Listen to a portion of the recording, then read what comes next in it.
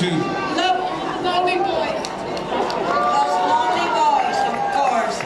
Fantastic. I'm going to make a special request.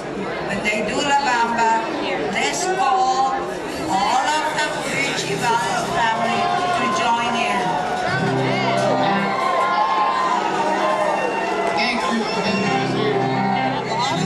Yeah. Oh my God.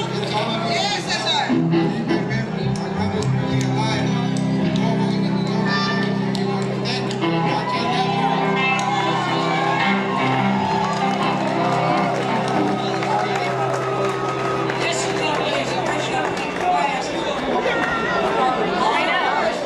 For the family to all get together and sing La Bamba.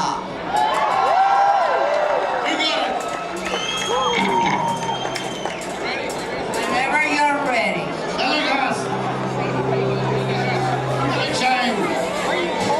All right, everybody, once again, we love you all, huh? Ritchie La Bamba, Marcos, put your hands to my family out there. This was for you, man.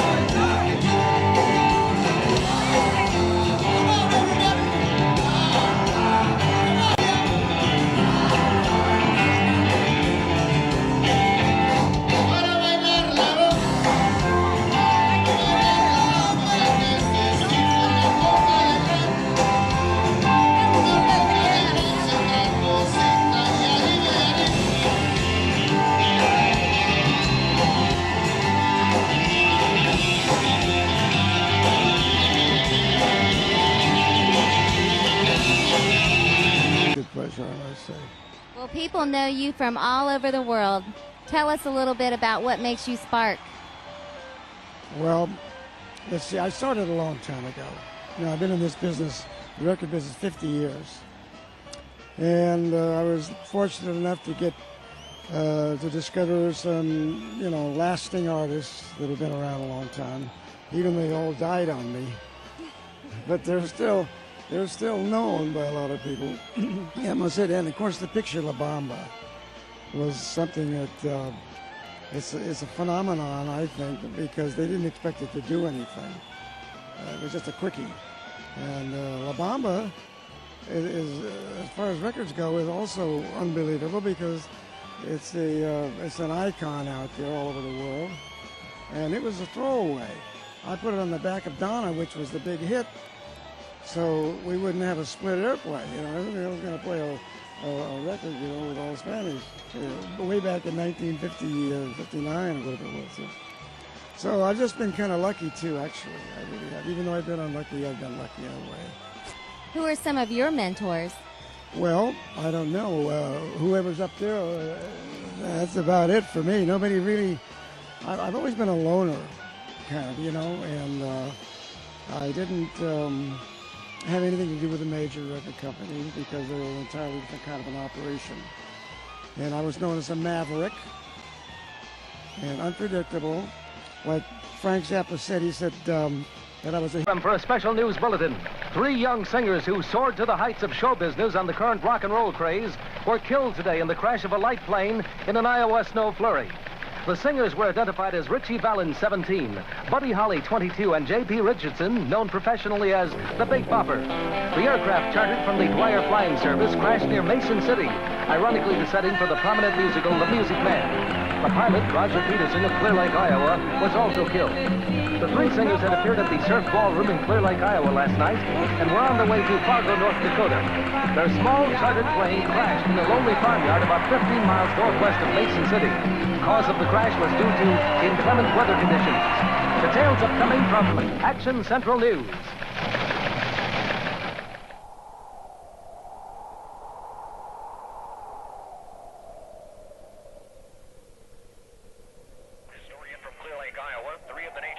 rock and roll singing stars Ritchie Valens, J.P. the Big Bopper Richardson, and Buddy Holly died today with their pilot in the crash of a chartered plane. Following an appearance before 1,000 fans.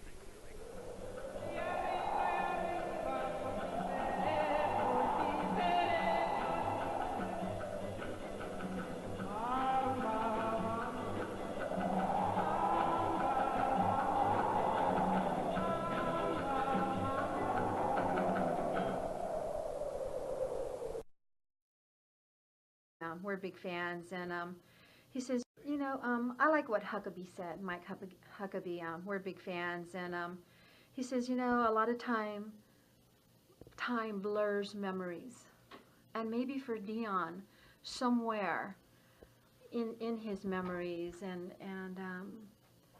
he started, you know, thinking or remembering things, and maybe that's how he remembers it. Maybe to him that is the truth, but I believe the truth is with Tommy Allsup's story. 15 at a car club party, and I started dating him after I saw him later on in school, and he, gosh, I don't know what to tell you. The first time I heard the song was at Sacramento Memorial Auditorium with Buddy Holly and the Crickets performing it, and it was the first time I'd heard Peggy Sue, and I was just shocked, you know, it was a total surprise. Total. And joining us now in the Live at 5 studio is Peggy Sue Reckman and Donna Fox. Ladies, you're very welcome. Thank you. Now, tell us the story. I'm sure it's been told many a time before, but what was your reaction when you first heard your song performed and realised that you had a song named after you? I was excited.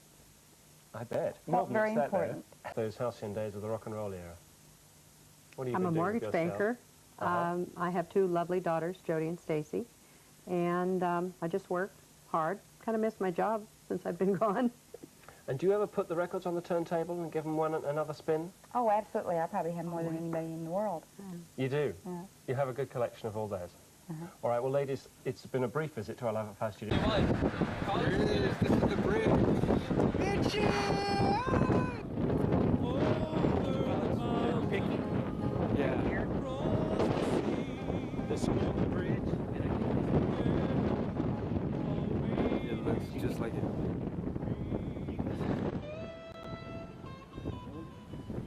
Yeah. Right there. This is where the camp was right here. Because before there was a road that, yeah.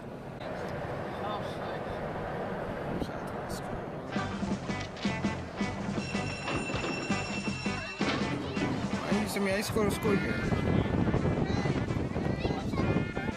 If you look back there, you can see how the school was behind the mountains over there. There's the other campsite. You little pigs, I'm gonna tell your mother on you. You wait and see. You tell him, Rosie? Somewhere around here, I don't know where. It had to be up here. Where he was walking by this bridge and he screams out, Ritchie!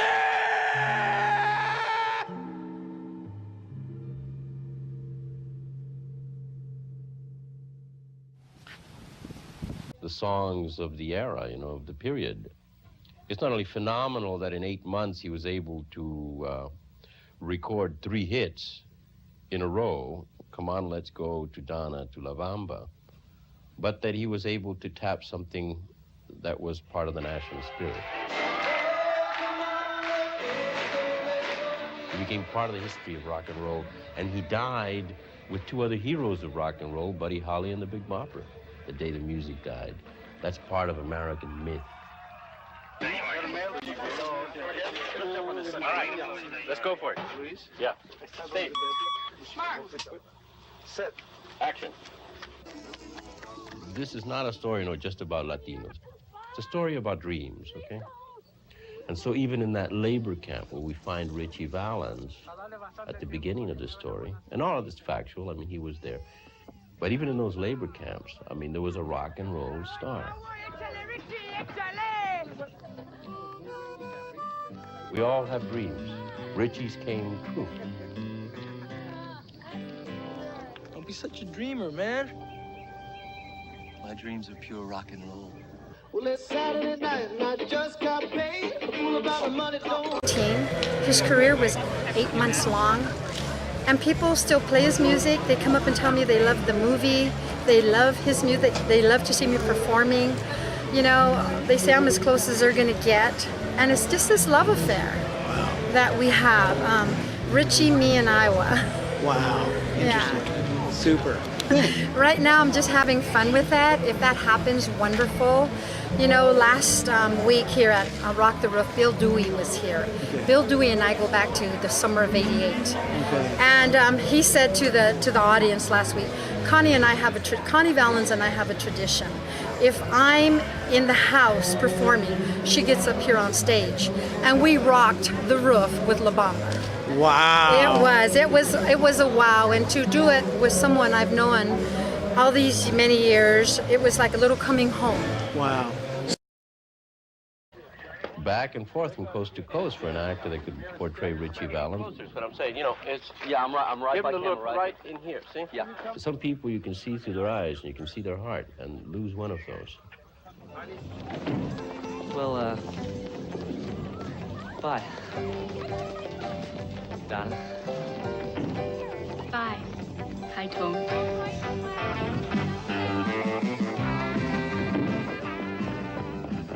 He was passionate, he was innocent, he was optimistic, he was incredibly intense about everything that he did. Come on, baby, just rock, rock, rock. You're going to get punched right in the face. I don't know if you'd swell up that fast. La Bamba has turned out to be a story of brothers. The creative, positive, light energy of Ritchie and the dark, creative, intense energy of Bob. Isai Morales, I think one of the phenomenal young Latino actors of this new generation, really. Ritchie's real mother, Connie Valenzuela, met him, and she says, you found Bob. This is Bob back in the 1950s. The pain that he felt when everybody rallied behind Ritchie and his relative success is understood by all of us. I mean, he felt it and he held it, and he held it until it couldn't be held anymore. Don't you walk up! At the bar for Ritchie. Wow. Your mom got the beat, huh? I was playing bass guitar, and after Ritchie got killed, I just gave it up, you know. But you know what? I remember when I was 15 years old, Bob was the best twister in the whole wide world. And I told Bob, you know what? I want you to do it in front of all my friends. It's my 15th. Oh, he would get down. Hey, you know what? Checker all We're just way. about out of time, but I want to actually say happy birthday to Irma. It's her special day, Irma's Day. And like I say, I just want to thank everybody for appearing on Project Coda. We're going to go ahead and go to the music here with Mario's Backyard Blues Band. And we're just going to rock and roll. Just have a good time. Let's do it. Excellent. Fans, like I promised you, here's where Ritchie was discovered in January of 1958 at the San Fernando American Legion Hall at 602 Pico Street in San Fernando. Now there's a discrepancy. Either they said Bob Keane actually showed up, or he was referred here by a kid that knew Ritchie at Ritchie's high school, Doug Machia, as he was delivering business cards to Don Keane's house in Silver Lake. He told him, hey man, you got to hear this guy. We call him the Little Richard of the San Fernando Valley. And or there's another discrepancy that they said that there was a talent scout that knew Bob Keane, and he happened to be here that night at what they called a rent party, quote unquote, in January of '58. He was playing with the Silhouettes, his group that he joined at 16. That was Gil Rocha vibraphones, Conrad Nino Jones drums, Black Guy Frankie Gallardo piano, and Walter Takaki, a sax player, Japanese American. And Ritchie's fast trajectory in life, it was only 8 months from May when he got signed to with Bob Keane to February of 1959, when the day the music died. It only lasted 8 months, and here you go, the American Legion in San Fernando. And thankfully it's still here, original, looks exactly the same it did. And here, talking about a movie, the final, well, how did I put that? It was the final, yeah, the final 72 hours, the Winter Dance Party. And that would chronicle, you know, the buses, and you know, the company that put the tour together, and how it started out, and how they kept adding shows, and how they were crisscrossing the Midwest, and just what happened between the artists, what happened, kind of the relationships that were formed between Buddy Ritchie and the Bopper, and Waylon, and Tommy, and Carl, and their stories. That no one in the world should have trouble understanding. It's a real rags to riches story. It's a real American story in that sense. You're talking about a kid that made it, man. He went out and became a rock and roll star, and he bought his mother a house, and he got a blue Thunderbird, and you know, and he had Donna, you know. I had a girl. Kind of like if we had a future together, you know, that what he wanted was, he said, in fact, he told me, he said, someday I'm going to marry you, you know, someday I'm going to marry you. When Ritchie called me on the phone to tell me he had finally written the song for Donna, I cried. You know, I was crying. And he says, I'm going to make a record of that. And when it came to #1, well, everybody in school knew who it was for, Donna, and they'd point, you know, that's Donna. He never let it go to his head. It never went to his head that he was getting popular. He always was Ritchie. You know, he was always just himself. He was always sweet, and he was always kind. We're dealing with a lot of memories that are still too fresh, you know, not to respect. You have to respect them. You have to handle them with that respect that's due to any living memory. You have to, in other words, treasure it. So there was love and respect in the making of this film. Hey, named after yourself. I heard it on the telephone. Ritchie sang it to me, and he just said that he wrote a song for me, and didn't tell me he was going to record it. And about a couple months later, I was driving down the street and with all my friends, and it was on the radio, so it was great. You were just driving along? Nothing Yes, more I had formal than no that? idea. You suddenly heard your own song? Yes. That must have been a strange feeling for you. Very strange. Very strange. Now tell me about your life since those halcyon days of the rock and roll. So well. Yeah, he's honorary Mexican, right? Yeah, I'm an honorary Chicano, actually. We made him an honorary Mexican. No, listen, I go through East LA and I get my ghetto pass revoked. I mean, not revoked, renewed. Yeah. Validated. Revoked would be bad. But And no. when he says that, when he says he gets it renewed, he does. He actually goes. We saw you at the Boyle Heights Tech Center, which is in Boyle Heights. Yes. It's right close to East LA. He's not kidding That's when he right. says he goes in there. I go back. Yeah. I need to see you at a taco truck to be convinced. But Chucho in La Bamba, that was an iconic role. No, Chucho is mi familia, my family. Mi familia, I'm sorry. Yes. I look at her and I go yes to anything she says. And I think La Bamba was such an Morales. important film for Latinos, and you were part of it. So Thank talk you. to us about that experience for you. Well, it was amazing. I mean, Luis Valdez wrote an incredible Okay, the script. picture, are you talking about La Bamba? Because I want to clear up my mistake. It's La Bamba. It's La Bamba, We're yeah. looking at it now. That's one with Lou Diamond Phillips. Yes. And Isai as Bob Morales. Yes. And now we got it. But it was great because you see our family in realistic context as opposed to just as like the spice, Right. or Right. the edge, or the Right. margins.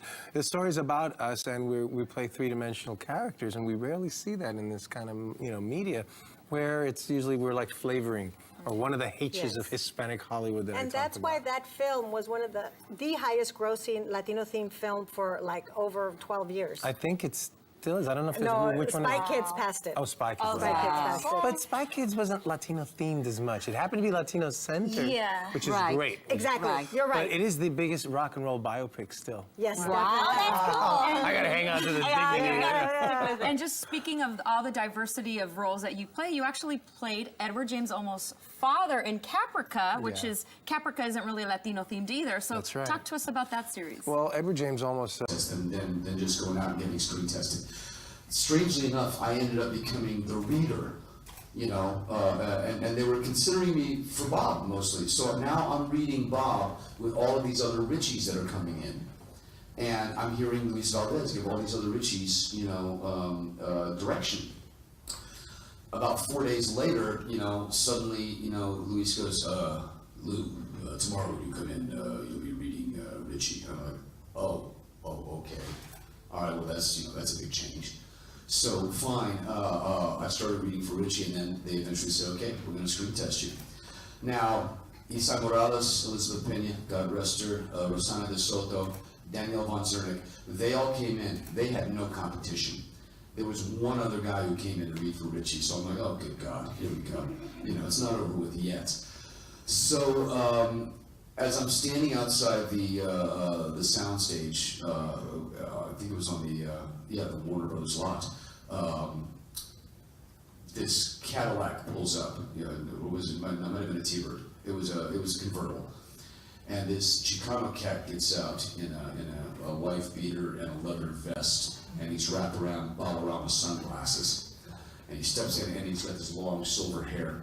And he steps out, and I can see that, you know, he's seeing me through the wraparound shades, and he goes, and I'm like, holy shit, that's Bob Morales. That's the real Bob, you know. And Bob later, you know, down the road said, you know, he knew in that moment that I was the guy, which is very strange. And when I got the role, I flew back to Texas literally just for a weekend to pack a bag. When I came back, it was Bob that picked me up at the airport.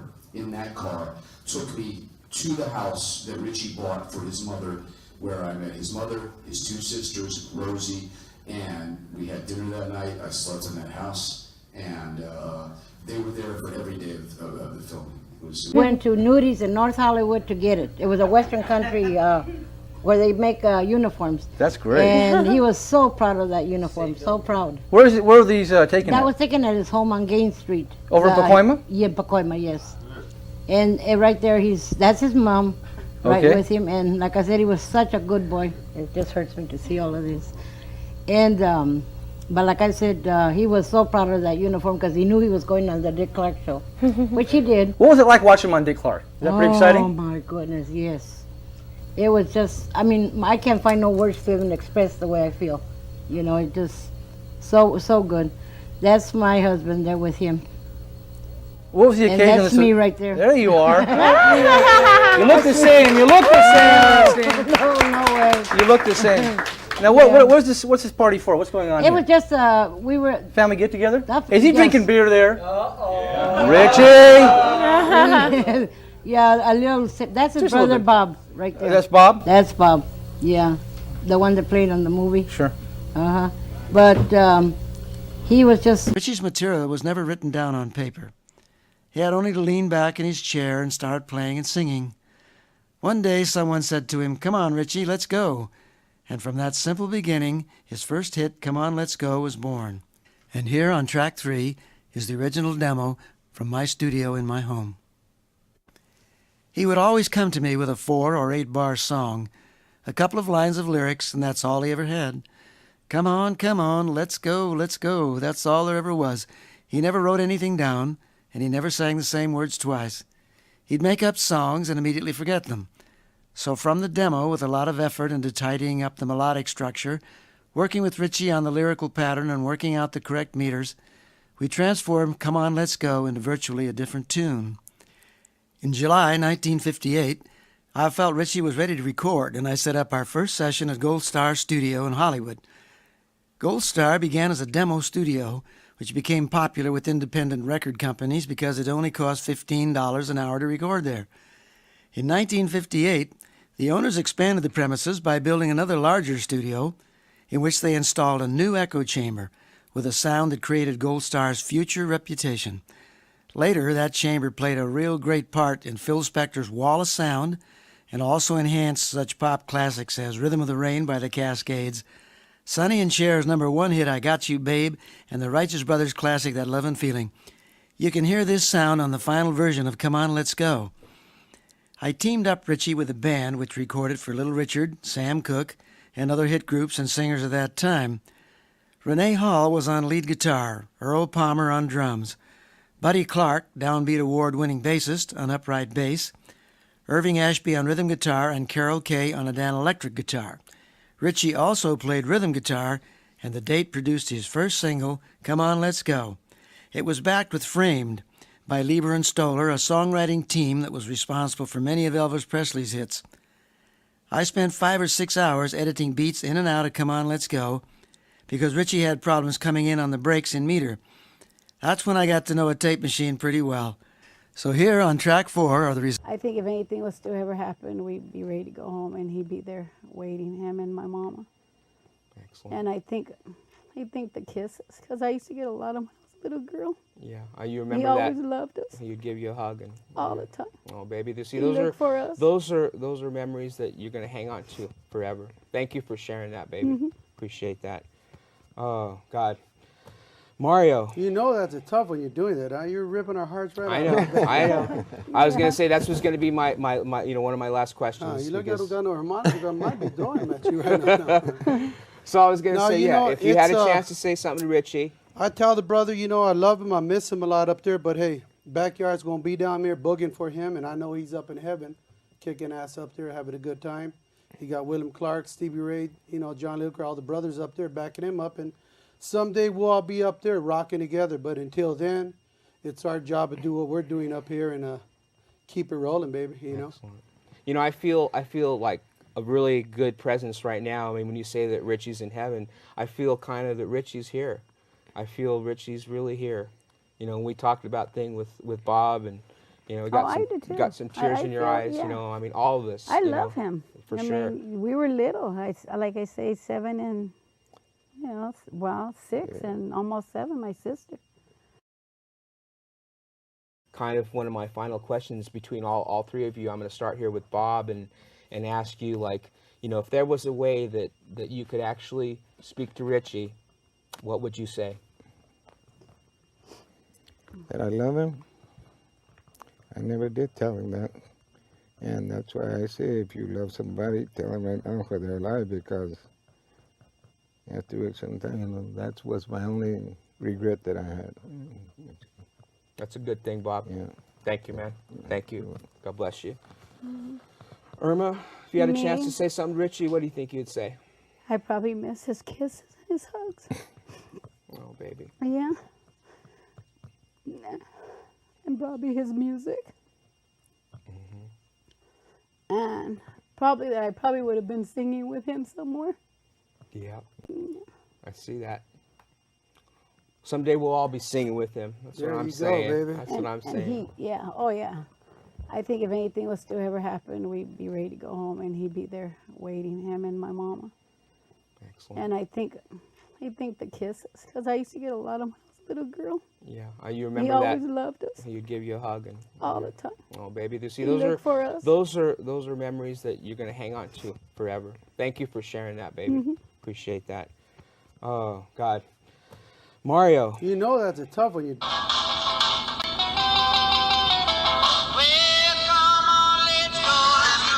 Hey, Ritchie Valens fans, like I promised you, I'm gonna take you now to the last house where the late great 17-year-old Ritchie Valens lived with his mother and his stepbrothers and stepsisters here on Remington Street. He lived here after he bought this house, after he made some money off his first hit, Come On, Let's Go, in 1958. He bought this with the royalties that started coming in, and they had his last farewell party here before leaving on the fateful tour that ended his life and turned out to be the day the music died, February 3rd, 1959. He was only 17 years old. This is where the party that his mother threw for him and his family, and where he stayed on the phone all night talking to Donna because her father sadly wouldn't let her attend. He didn't like her going out with Hispanics, Donna Ludwig. And the last thing he said to Donna after his mom continually told him to hang up, he said, "Donna, will you wait for me?" And obviously, of course, she said yeah, because she was the love of his life and he was the love of her life. And this is the house that Jimmy Page and Robert Plant came to visit Connie, the mother, in the early 70s when they were on tour in LA, because they said that they got completely and totally inspired by this great young man when they came out in 1960 with an album called Ritchie Valens in Concert at Pacoima Junior High, 1960. And that album also inspired Johnny Ramone of the Ramones, and David Hidalgo and Cesar Rosas of La Bamba, who made a La Bamba hit in 1980. On the campus, make sure we didn't have any problems, no fights, stuff like that. Walking around by the lunch area, I see a big crowd. I said, uh-oh, here we go again. I'm going to have to break up another fight. As I came in behind him, there was this good-looking fella strumming on that instrument and singing. It's the first time I have ever heard Ritchie sing. And looking at all the kids around him, they were all thrilled. And they said, is it okay? Because we didn't allow crowds, you know. I says, you bet your life it's okay. Ritchie, you can be here every day at noontime as far as we're concerned.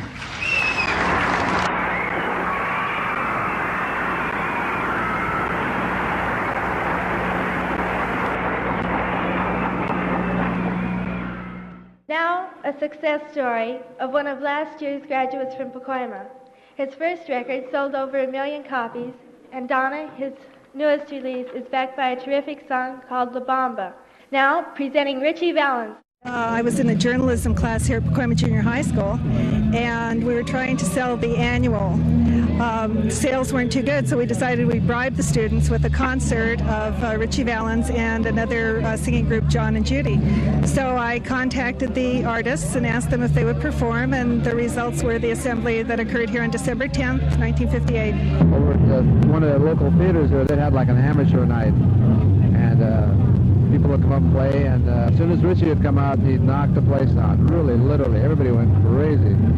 Everywhere he went, he had this magnetism. They used to play so much in house to house, and was living in Pacoima, and they started practicing with the Jones, and they didn't know what to do with themselves. So finally I got them to make some posters, and we got the American Legion Hall.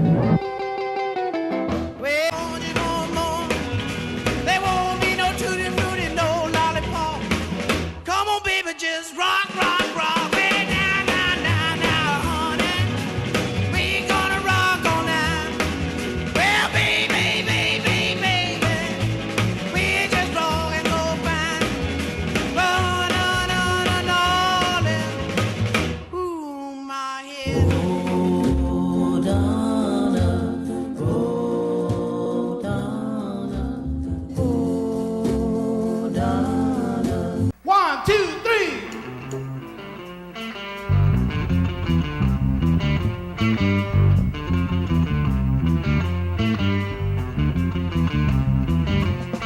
Para bailar la bamba, para bailar la bamba se necesita una poca de gracia para mi partida. Y arriba, por ti seré, por ti seré, por ti seré. Yo no soy marinero, soy capitán, soy capitán, soy capitán.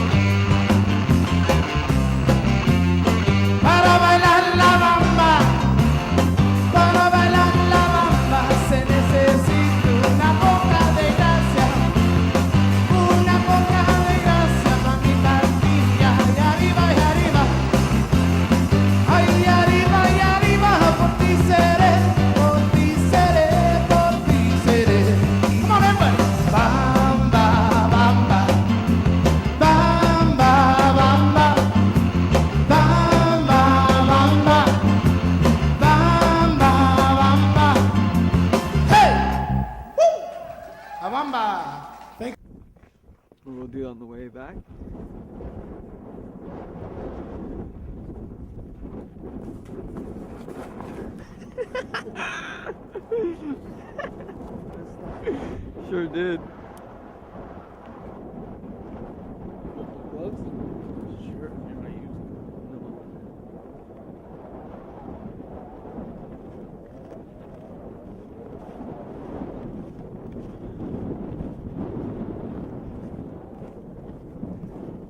That's it that way?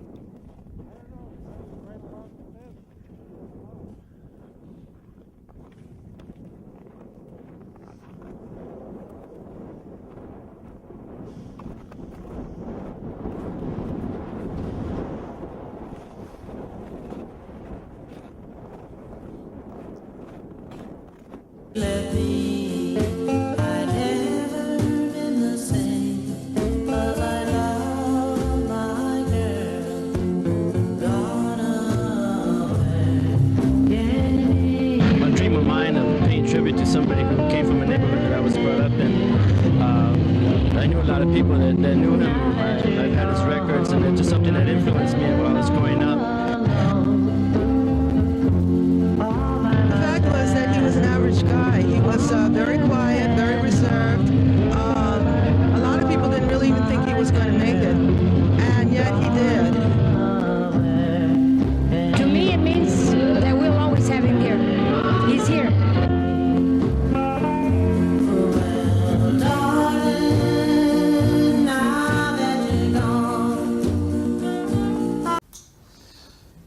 You know, every single day on set was traumatic for them. They were watching their lives, and even if it wasn't letter perfect, it captured the essence of it. Luis Valdez's script was very, very, true to their experience. Starting as farm workers and everything else. There were two events that I recall, not necessarily involving the screens, but just involving how much we did together. When we were filming the scene where Ritchie gets on the plane, we were actually filming that in Burbank, not Clear Lake, Iowa. Fake snow being blown in by all these fans, all this ice that had to get, reapplied between takes, because it's 80 degrees outside. And Taylor Hackford, our producer, who's gone on to do, well, at the time he'd done a million things too, but I mean, he's done Ray and just all these other sort of incredible films. He had advised the family not to come out that night. He just knew that it was going to be rough. Well, Connie, the eldest sister, did come out. And she was 12 when Ritchie died. So, I mean, she had, very intense memories of this. And I remember there was something off. Just right away, there was something off. And I thought, oh my God, what have I done? Did I do something wrong? Am I not doing something up to their standard? Now, even from the very first day of work, when his mother, Connie Sr., pounded on my door going, Ritchie, it's time to go to work, the family called me Ritchie. They called me Ritchie for the entire shoot. On this particular night, Connie walks up to me, and they're redoing my makeup because he's supposed to be sick. And she goes, Lou, can I tell you something? And it's the first time she's called me Lou in like 4 weeks. And I'm thinking, oh Jesus, I've done something wrong, couldn't for the life of me figure out what it was. So I stood up and said, yeah, of course, Connie, what is it? And she collapsed. She just fell into my arms. She goes, I never got a chance to say this to Ritchie, but she goes, why did you go? Why did you have to go? Why did you get on that plane? And it just, it was amazing. And I realized that it was, she never had a chance to say that. This was that moment, the moment of catharsis, where she finally let go of, that 30 years of pain that she'd been holding. So that was sort of amazing. And the last time I saw Connie Sr. was Mayor Tom Bradley at the $1 Million Theater downtown Los Angeles was declaring a Ritchie Valens Day. I found out later that Connie had terminal illness. She had cancer. She held on to see the film come out. She died a few months the film premiered. And she was in a wheelchair next to me on the stage while Tom Bradley was speaking, and I felt this tug on my shoulder. And I looked down, and Connie said she, wanted me to come down close to her ear and to her mouth. And I leaned over, and it was so funny because, like I said, she'd been calling me Ritchie for months now. And she went, Lou, you gave me my son back. Yeah. So, yeah, La Bamba will always hold a very special place in my heart. Unbelievable. What do I think about an album? Oh, an album.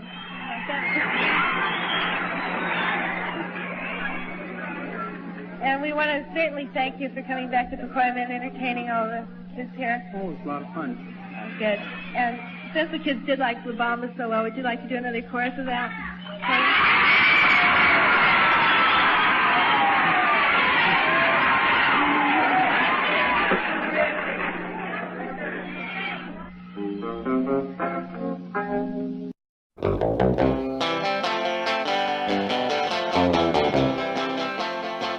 Para bailar la bamba, para bailar la bamba se necesita una poca de gracia con mi patilla arriba y arriba,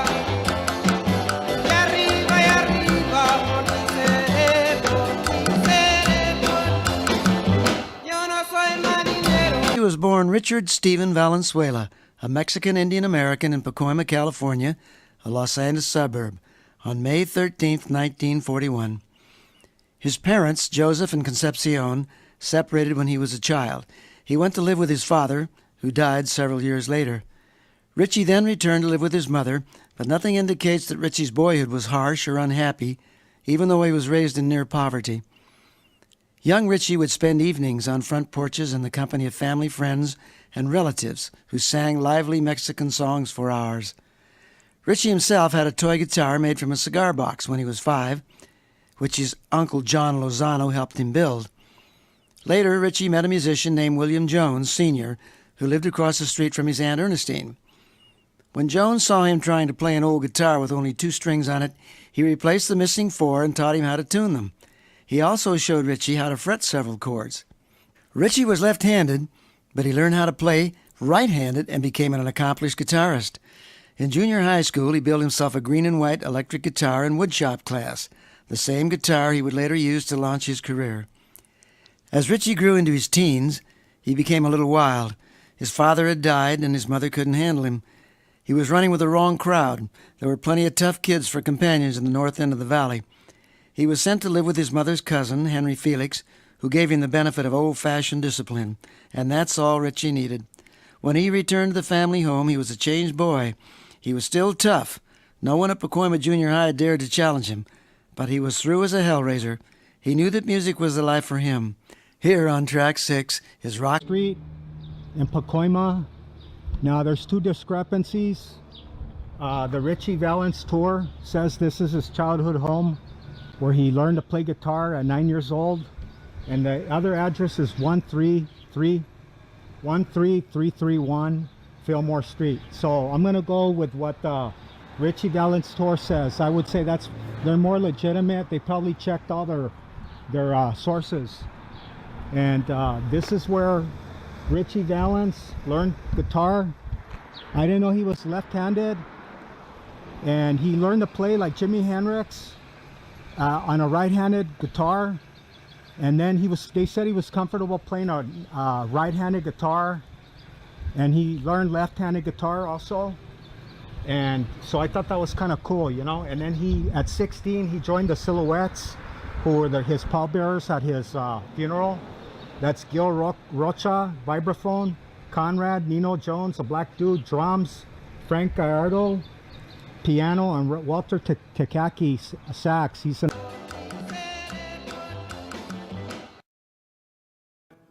a happy-go-lucky little boy, happy all the time. Chubby, oh, he was really cute, you know, I say cute. But his mother always thought he was overweight. But mostly it's like in a title or it's in a hook. My mother always used to say, come on, let's go, Ritchie. I'm a great believer in hooks. Come on, let's go, Ritchie. Come on, let's go happened in like 3 weeks. We started at home, okay, right here in LA.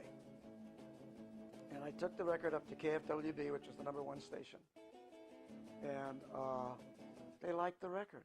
You can play those bubbles, you can play whatever, but when you put that needle in, boys, it jumps. That's got it.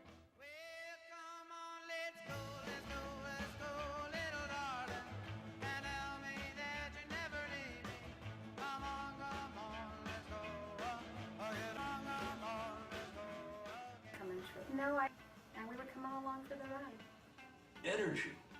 Good grief. You listen to that, it's just filled with that youthful energy that you can see that the young man was so focused when he recorded that to him.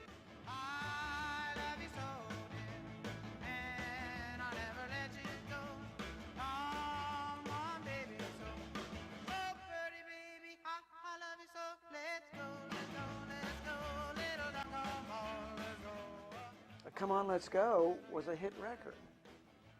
And, you know, everybody's saying you can't go in the record business today unless you got at least $500,000 to waste. And in those days, and I keep saying, well, if you had a hit record, you don't need any money. I had a girl, Donna was her name. Since she left me, I never. And I don't know if he's still there, but he was so proud of that song. Oh my goodness. You can see it in the video. You know, when you show it, it'll come out when you see the happiness. This was the party that they had there. That was baptism for Mario. But so was, you know, baptism were big thing in Latino culture. You need an excuse to party. You have a baptism and this now, you know. And boy, that it was a time. And then I don't know what they were playing on it was the radio, and you could see and You can go to anybody on the street, I don't care who it is, and what their age is, and do you know the song La Bamba? La Bamba, of course. You know Delphi Records? No, I don't know, I think do you know Ritchie Valens? Ritchie Valens, yeah. To say Ritchie was rock and roll, I don't think there was a lot of people with rock and roll. Chuck Berry, Elvis Presley, Fats Domino, Bill Haley. I mean, that's rock and roll. Rock and roll was here to stay. Well, she's as skinny as a stick of macaroni. Energy. Good grief. So these girls went wild over him. She's not very fat, just skin and bone. He knew what he wanted right from the beginning. Well, I love her, she loves me. Oh, how happy now.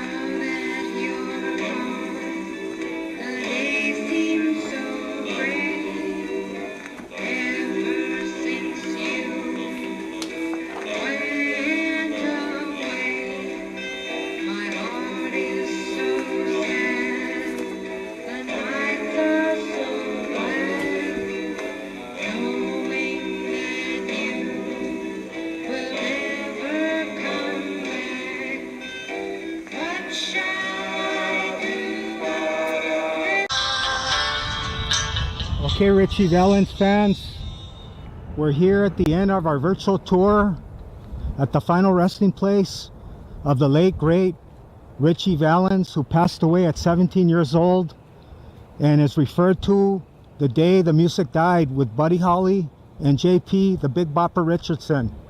We're at San Fernando Mission Cemetery. Here he is. God bless him, and thank you, Ritchie, for all the wonderful music that you give to the world. All the happiness with your wonderful songs. Like that one there, We Belong Together. That's my little Susie, framed in a Turkish town. Little girl, La Bamba, Donna, Come On, Let's Go. And there you go, a couple of bars they put there over Connie. La Bamba there, and then he got inspired. He got this hook line from his mom, "Come on, let's go." That was his first hit in the summer of 1958. And Connie, she was always saying, like a typical mother, come on, let's go. And they said he whipped that song up for his producer. And he needed a few songs to record at Gold Star Studios in Hollywood. And that was one of his first songs that he whipped up.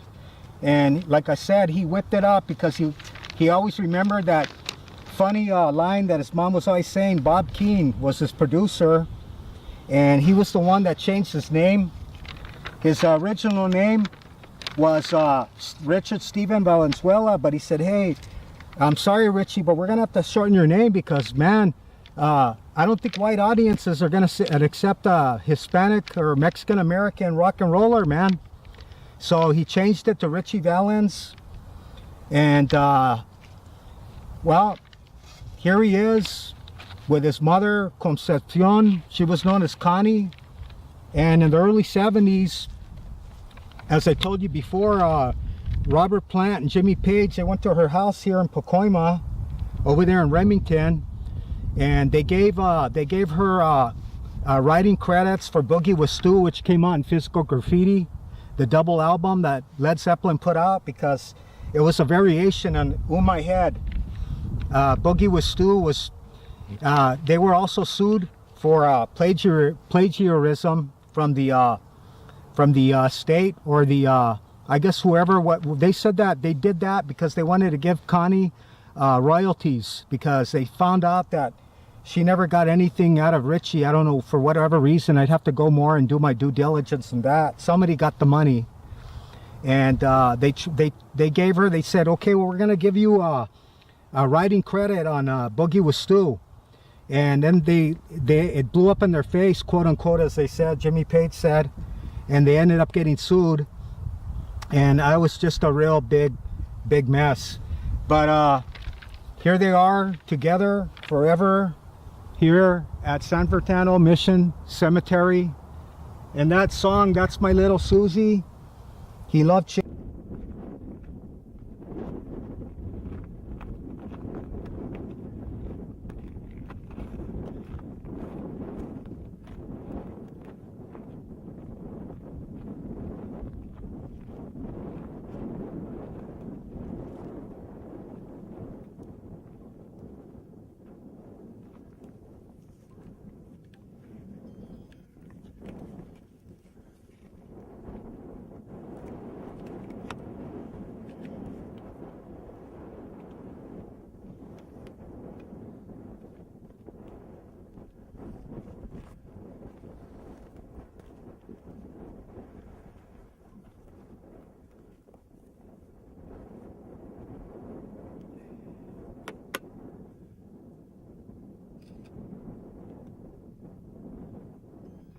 venue, the Surf Ballroom.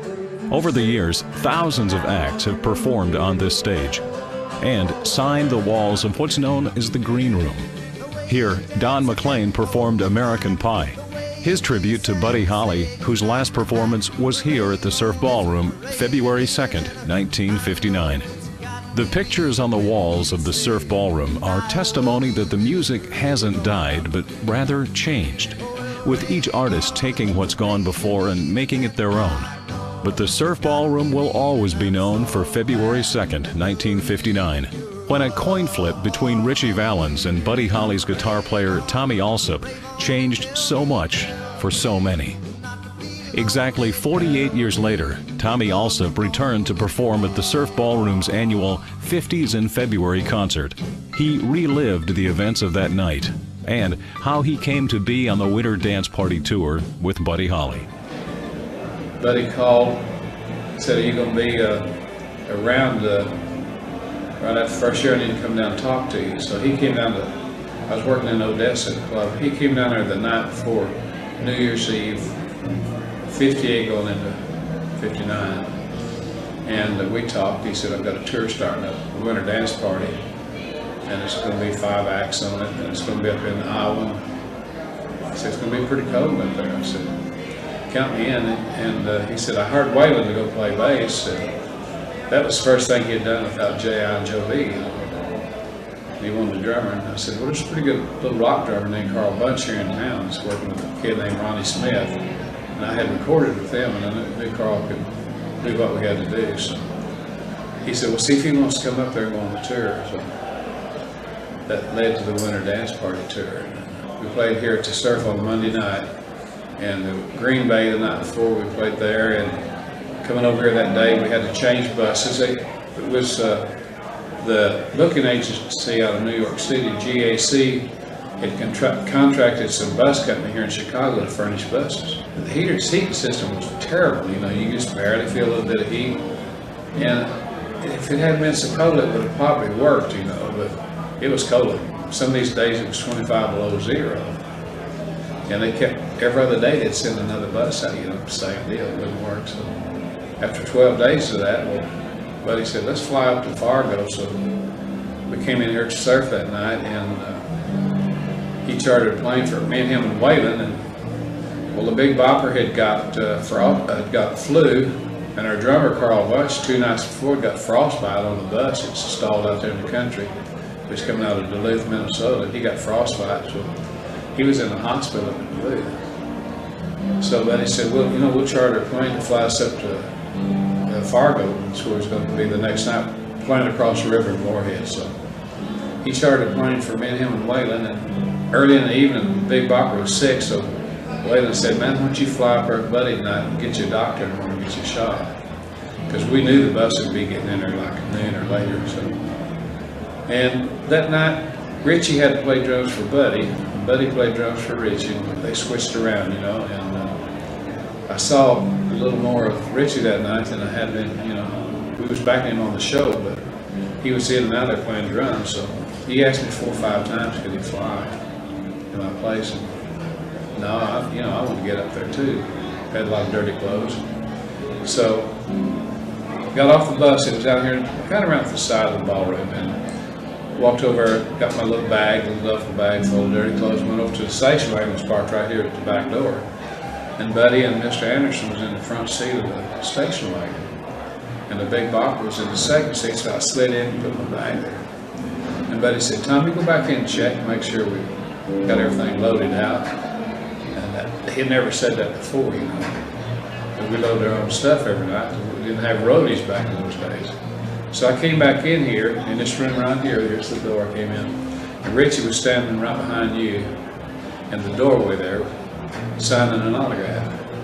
And he seen me come in here, and I walked over and looked in that closet. He said, come on, guy, let me fly, you know. So for some reason, I just pulled a $50 out of my pocket, flipped it, and said, call it. He said, heads. So it did heads. So I went back out to the station wagon and told Buddy, I said, I'm not going. Me and Ritchie flipped a coin. He's going to my place. Buddy said, that's cool. But I said, but when you go to the post office, my mother sent me a letter. Back then, you sent it to general delivery, you know. He said, give me some ID. So I took my wallet out, fishing around for my fishing license, or somebody had the ID on the driver's license. And he said, I'll just give you your wallet. So he took it and he put it in his inside pocket. Well, when they found the bodies the next morning, they found 5 wallets with different IDs. So they had my name on the Associated Press as one of the people on the plane. Then Mr. Anderson came out there and he said, I talked to him a few years ago, and he said, I came out there and identified the bodies for me. I told her that you weren't on the plane, though. So that was that.